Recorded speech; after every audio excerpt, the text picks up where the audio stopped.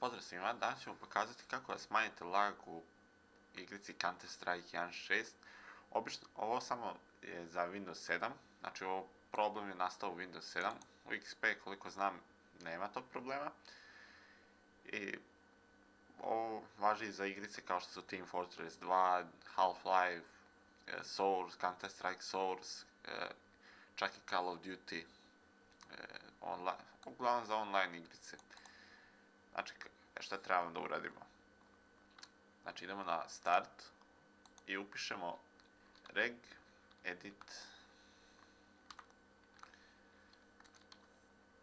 i pritisnete Enter.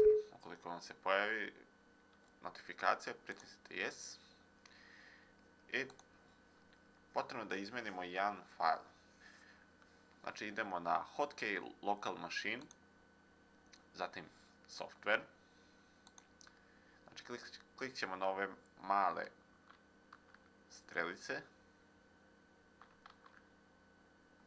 znači Software, znači idemo na Microsoft,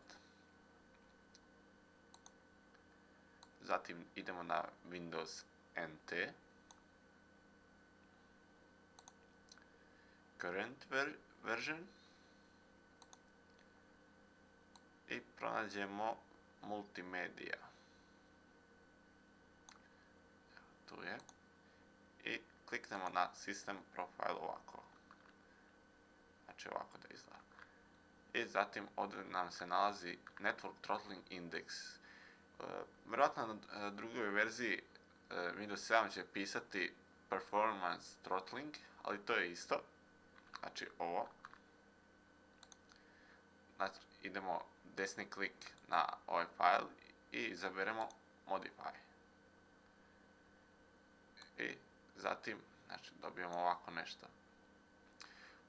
Treba da bude označeno hexadecimal i ovu value data upišemo 8 slova F. Znači, 2, 3, 4, 5, 6, 7, 8.